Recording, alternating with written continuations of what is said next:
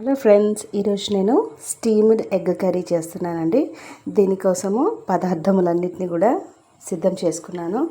ముందుగా ఎగ్ను స్టీమ్ చేసుకోవాలి. దాన్ని ఎలానో నేను స్టెప్ బై స్టెప్ చూపిస్తాను. ముందుగా 2 ఎగ్స్ తీసుకుంటున్నాను.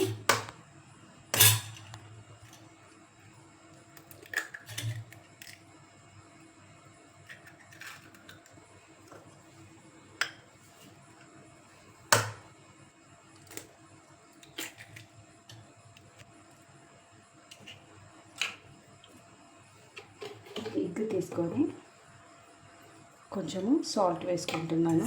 జనరల్గా ఎగ్ కర్రీ అంటేనే అందరూ చాలా ఇష్టంగా తింటారు.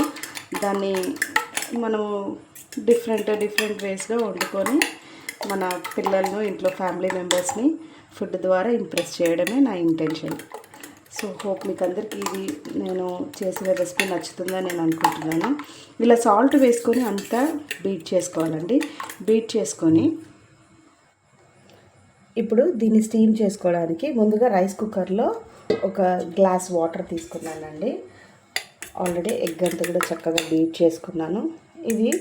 ఈ బౌల్ని ఇప్పుడు నేను ఈ రైస్ కుక్కర్ దాంట్లో పెట్టేసి దీన్ని గమనించినట్లయితే చక్కగా ఉడుకుతుందండి. ఇంకొంచెం ఉడకాలి.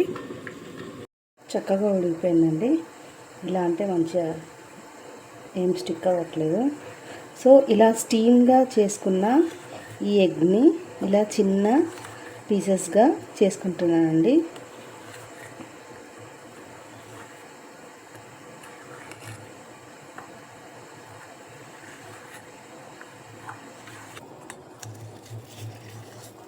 చూడండి ఫ్రెండ్స్, ఇదంతా కూడా చక్కగా పీసెస్ లాగా అయిపోయింది. ఇప్పుడు ప్రాసెస్లోకి వెళ్ళిపోదాం. ముందుగా ఆయిల్ వేడెక్కినాక నేను 2 ఉల్లిపాయలు, 2 పచ్చిమిర్చీలు, ఒక కరివేపాకు రెబ్బ తీసుకున్నానండి. ఇవంతా కూడా ఆయిల్లో వేసాను. ఇవి చక్కగా వేగుతున్నాయండి. కొంచెము పుదీనా, అల్లం వెల్లుల్లి పేస్ట్ వేసుకుంటున్నాను. అలానే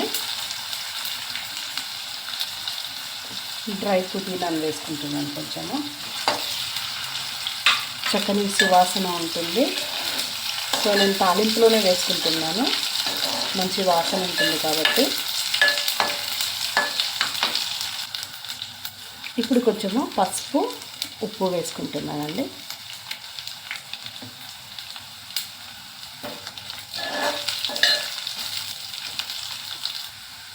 ఇప్పుడు ముందుగా తరిగి పెట్టుకున్న 3 టమాటాలను ఇందులో వేసేస్తున్నాను.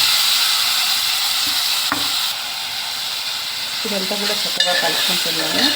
ఇప్పుడు ఈ టమాటా అంతా కూడా ఉడకనిద్దాం. కాస్త టమాటా దగ్గర పడింది. ఇప్పుడు కొంచెం కారము, కాస్తంత ధనియాల పొడిని వేసుకుంటున్నాను. ఇదంతా కూడా కలుపుకుంటున్నాను.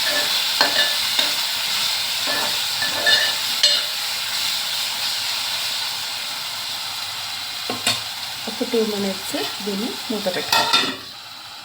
టమాటా చక్కగా ఉడికిపోయిందండి. ఇప్పుడు మనం స్టీమ్ చేసి పెట్టుకున్న ఈ ఎగ్ పీసెస్ని మొత్తం అంతా కూడా ఇందులో వేసుకొని చక్కగా కలుపుకుంటున్నానండి. సో టమాటాతో పాటు ఇప్పుడు ఉప్పు, కారము ఇవన్నీ వేసుకున్నాను కదా. కొంచెం ఈ పీసెస్కి కూడా ముందుగానే ఎగ్స్ బాయిల్ చేసుకునేటప్పుడే కొంచెం సాల్ట్ వేసుకున్నాను. ఇప్పుడు నేను మళ్ళీ కొంచెం టమాటోస్లో కూడా వేసుకున్నాను. సో ఇదంతా కూడా ఒక 2 నిమిషాల పాటు మగ్గనిద్దాం. ఇప్పుడు సర్వింగ్ బౌల్లోకి తీసుకున్నాము.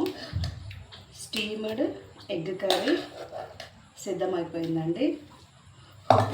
మీకు నేను చేసిన విధానం నచ్చిందనుకుంటున్నాను.